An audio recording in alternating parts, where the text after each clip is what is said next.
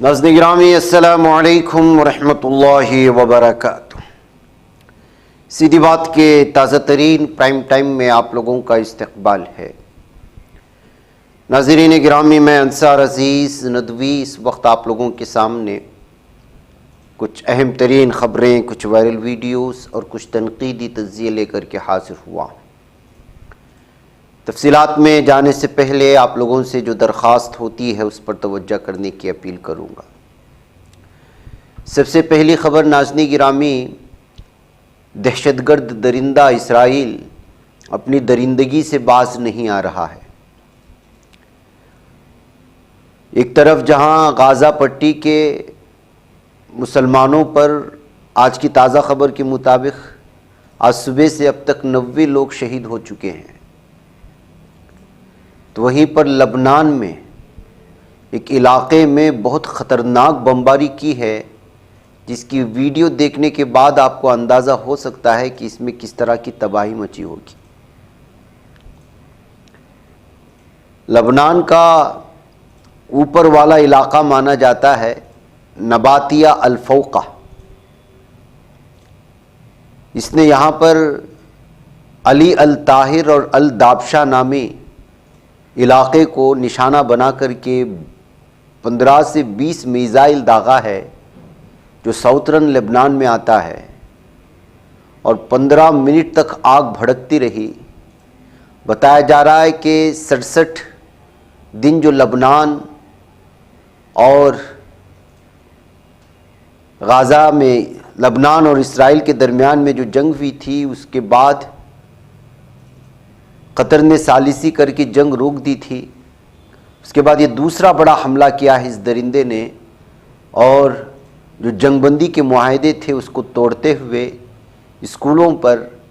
Teachers کا گھر تھا یہاں پر، اس پر حملہ کر کے تباہ و برباد کرنے کی خبریں آ رہی ہیں۔ اس سلسلے میں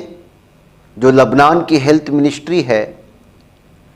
انہوں نے بتایا ہے کہ اس میں کئی لوگ زخمی ہوئے ہیں۔ شروعاتی دور میں 4 لوگوں کے جاں بحق ہونے کی خبریں آئیں، اس کے بعد 11 تک یہ تعداد پہنچ گئی۔ ابھی اور کتنی بڑی تعداد ہے پتہ نہیں ہے۔ تو یہ درندہ ہے ناظرین گرامی، یہ کسی کی سنتا نہیں ہے۔ لبنان کے ساتھ جنگ بندی کی باقاعدہ مذاکرات ہو چکے ہیں، معاملہ حل ہو چکا ہے، لیکن اس کے باوجود یہ درندہ مختلف بہانوں سے لبنان میں مختلف علاقوں کو اس وقت نشانے پر لے رہا ہے۔ جب تک ان لوگوں کو صفحہ ہستی سے پوری طرح نہیں مٹا دیتے، یہ پوری کی پورے امت مسلمہ کے لیے جو ہے ایک بڑا چیلنج ہے، اور یہ قاتل، یہ درندے، یہ جلاد اس وقت ہر مسلم ملک میں گھس گھس کر کے قتل کرنے کی سازشیں رچ رہے ہیں۔ غازہ پٹی میں جو قتل عام ان درندوں نے مچائے ہوئے ہے، خان یونس اور مختلف قسم کے جو کیمپس اس وقت بنے ہوئے ہیں، یعنی کہ کیا کیمپس اس کو کہیں، بے گھر لوگ کہیں کہیں آسرا لے کر کے رہ رہے ہیں غازہ پٹی۔ بصورت دیگر تو وہاں کوئی ایسی زندہ عمارت تو فی الحال بچی نہیں ہے۔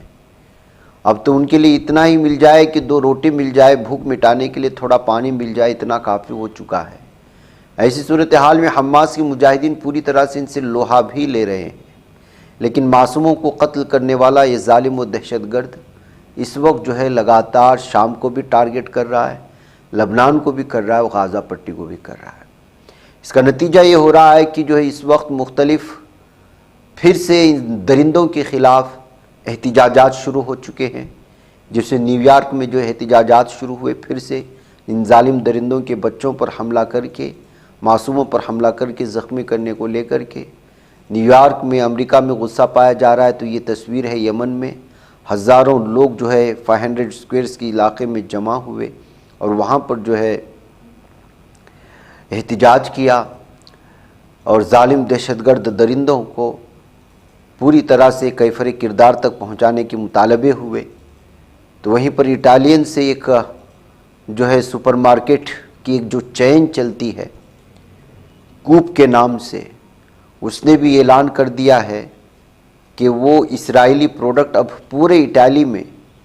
پورے کے پورے اٹلی میں جو اس کی چینز چل رہی ہیں، جو ہزاروں کی تعداد میں بتائے جاتے ہیں،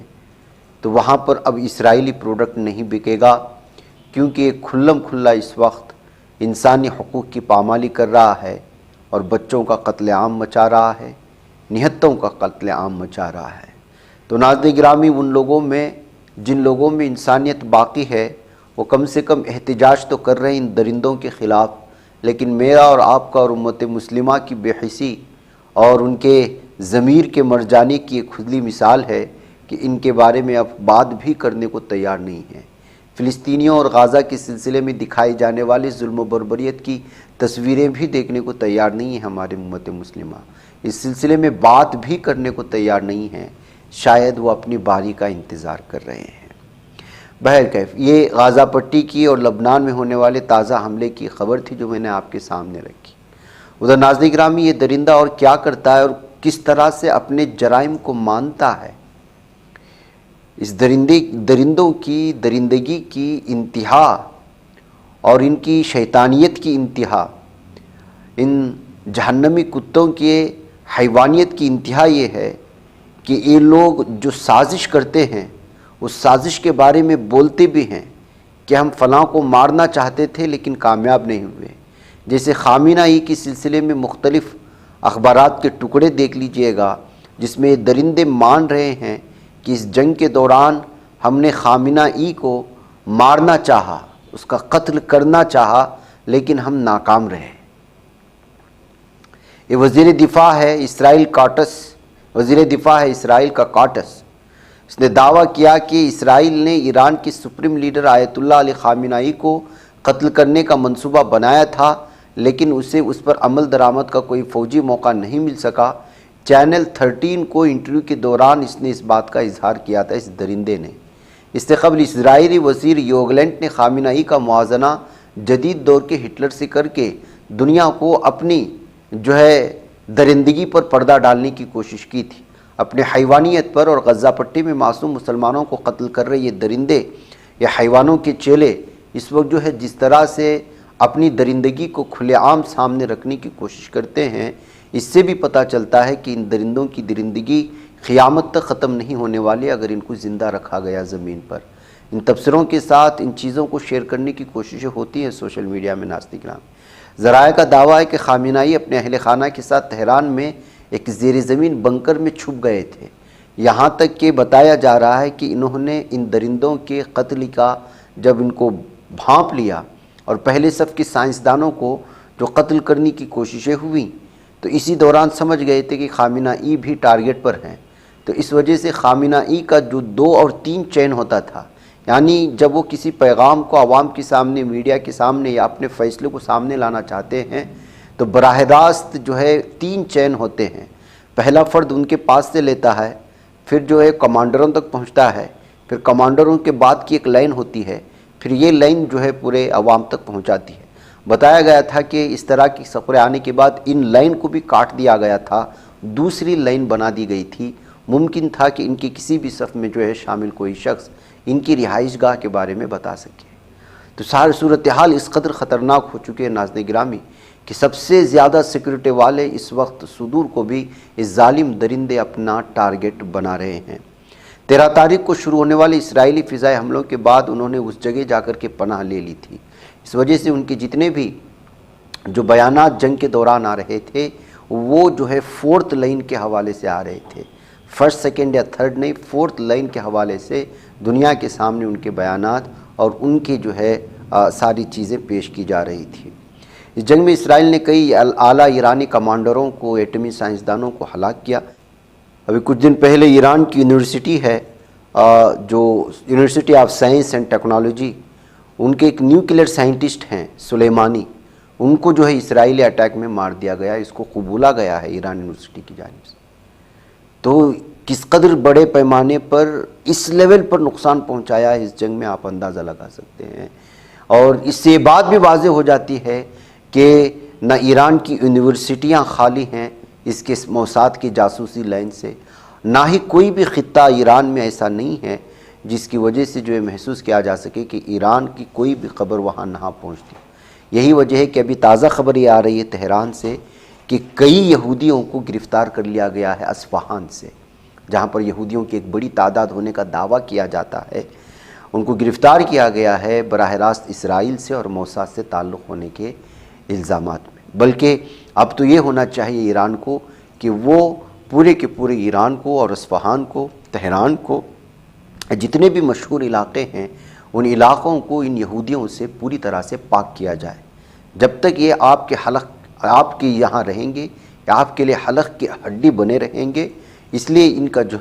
جو بھی شہریت ہے ان کو ختم کیا جائے، ان کو جہاں بھیجنا ہے ان کو بھیجا جائے۔ اس طرح کے تبصرے نہ صرف دیگر اخبارات میں بلکہ بہت سارے ایران کے بڑے بڑے لوگ بھی چاہتے ہیں، اور میڈیا کئی مرتبہ اس کا تذکرہ کر چکا ہے جنگ کے دوران۔ وہاں کے فارسی اخبارات بھی لکھ چکے ہیں کہ ایران کے لیے اس وقت سب سے بڑا اگر کوئی چیلنج ہے تو وہ ہے وہاں رہنے والے یہودی، اور بالخصوص ربی جو ان کے مذہبی پیشوا مانے جاتے ہیں، وہ بڑے پیمانے پر اسرائیل اور موساد کے لیڈران سے تعلقات بنائے ہوئے ہیں، اور لاکھوں کروڑوں کی ان کے پیچھے فنڈنگ ہوتی ہے پیشوائی کے نام پر، اور ان کے خاص ایک مندر کے نام پر جو وہ جاسوسی کرنے کے لیے لگاتے ہیں، لوگوں کو خریدتے ہیں، اور پھر جو صورتحال بنتی ہے وہ خطرناک حد تک بد سے بدتر ہوتی چلی جاتی ہے۔ کیا ایران اس جانب، وہاں کی حکومت اس جانب فیصلہ لے گی؟ یہ اصل سوال ہے۔ اس کے علاوہ ناظرین گرامی، ان درندوں کی درندگی دیکھیے،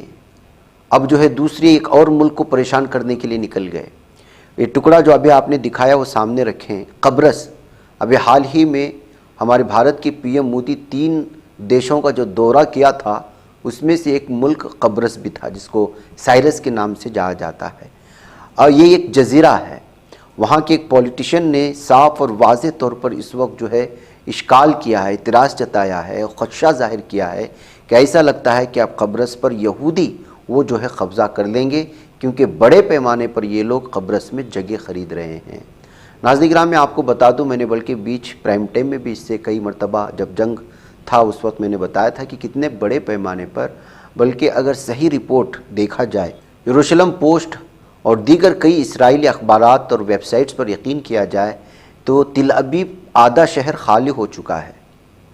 تھوڑے لوگ باقی ہیں جو اپنے ویزا کا انتظار کر رہے ہیں۔ تو ایسی صورتحال میں یہ لوگ پھر سے دیگر ممالک میں بھاگنا شروع کر دیا۔ ان لوگوں کے کچھ خاص ممالک ہیں، اس میں سے بتایا جاتا ہے کہ سائرس یعنی کہ قبرص میں اس وقت یہ جا رہے ہیں۔ قبرص کون سا علاقہ ہے، کچھ تصویریں آپ دیکھ سکتے ہیں، آپ سرچ بھی کریں گے تو مل جائیں گی۔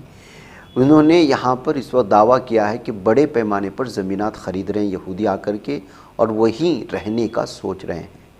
تو ظاہر سی بات ہے ناظرین گرامی، جس طرح سے فلسطین میں یہ لوگ آئے تھے اور تھوڑی تھوڑی جگہ خریدنا شروع کر دیا، اور پھر خریدتے جو کچھ ہوا آگے، اور پورے فلسطین پر جس طرح ان لوگوں نے قبضہ کیا، یہ لوگ یہی کرتے ہیں۔ اس ایک بستی میں جاتے ہیں، جب اس بستی سے بھگائے جاتے ہیں تو کوئی اور بستی پکڑ لیتے ہیں، وہاں شروعات میں زمینیں خریدتے ہیں، پھر پورے ملک پر قبضہ کرنے کی کوشش کرتے ہیں، پھر وہیں کے لوگوں کا قتل عام مچاتے ہیں، جیسے کہ اس وقت فلسطین میں ہے۔ یہی صورتحال کے بارے میں قبرص کے ایک شخص نے اس وقت واضح کر دیا۔ آپ ان کی اس چیز کو یہاں پر پڑھ سکتے ہیں کہ ایک لوکل سائرس کا نیوز پیپر نے پوری طرح سے اس تمام چیزوں کو سامنے لانے کی کوشش کی ہے کہ کہیں ایسا تو نہیں ہو کہ جس طرح وہ کہتے ہیں کہ فلسطین ان کا پرومسڈ لینڈ ہے، اسی طرح سائرس کو بھی یہ قبضہ کرنے کی کوشش تو نہیں کر رہے۔ یہی اس وجہ سے چاہتے، یہ جہاں بھی جاتے ہیں، جیسے ایران کے بارے میں ربیوں کے میں نے گرفتاری کے بارے میں، ان کو کسی بھی دھرتی پر جگہ دینا ہی نہیں چاہیے۔ یہ 5 ہوتے ہیں لیکن 5 کروڑ کے برابر ہوتے ہیں، اور ان کی سازشیں، ان کی حیوانیت، ان کی شیطانیت، ان کی اس کو کیا نام دیا جائے، وہ حد درجے پار کر جاتی ہے۔ آپ ابھی دیکھے ہوں گے 2 دن پہلے ایک یہودی ظالم، اس کو کیا نام دیا جائے، رشیا کے ایک ایئرپورٹ میں ایک ایرانی بچے کو جس طرح پٹکا ہے۔ وہ ویڈیو ہم دکھا بھی نہیں سکتے، اس لیے کہ وہ ویڈیو دکھاتے ہی وہ یوٹیوب اس کو اڑا رہا ہے، سوشل میڈیا والے اڑا رہے ہیں، یا چینل پر اٹیک کر رہے ہیں۔ اگر کسی چینل کو اٹیک نہیں کیا تو آئندہ دنوں جا کر کے وہ اٹیک کریں گے، کیونکہ ظالم یہودی ظلم تو کرتے ہیں، اور یہ یوٹیوب اس طرح کے چینل جو ان کے سپورٹر ہیں وہ ان کو دکھانے سے منع کرتے ہیں، ان کے ظلم کو دنیا کے سامنے لانے سے منع کرتے ہیں۔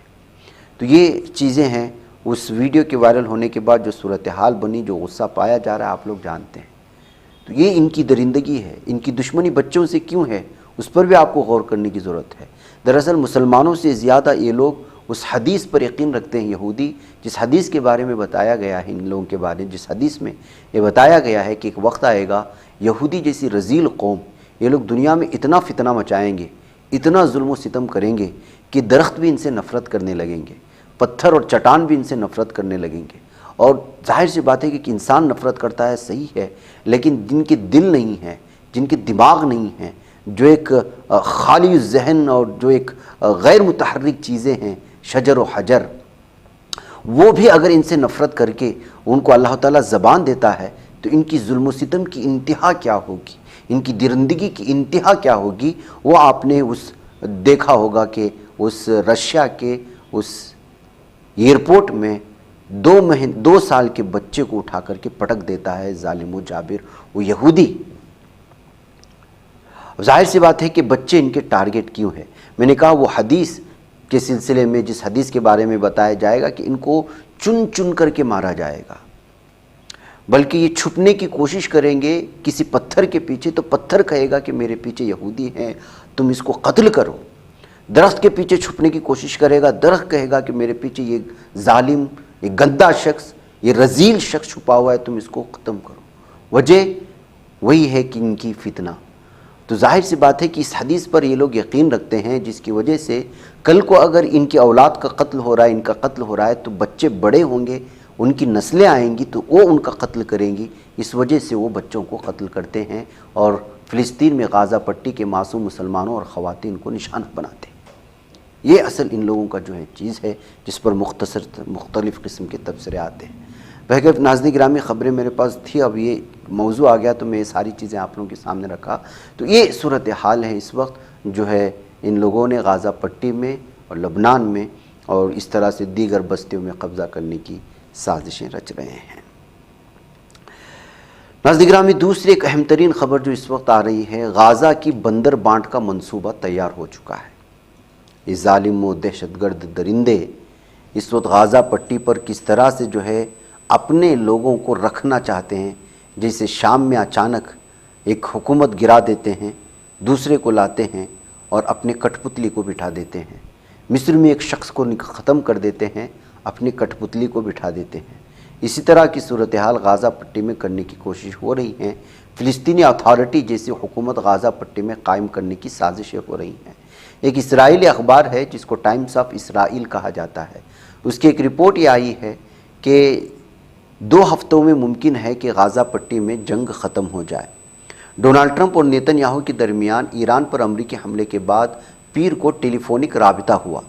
اور اس رابطے میں ٹرمپ اور نیتن یاہو غازہ میں جنگ فوری طور پر بند کرنے پر اتفاق کیا۔ امریکی وزیر خارجہ مارکو روبیو اور اسرائیلی وزیر رون ڈیمر بھی شریک ہوئے۔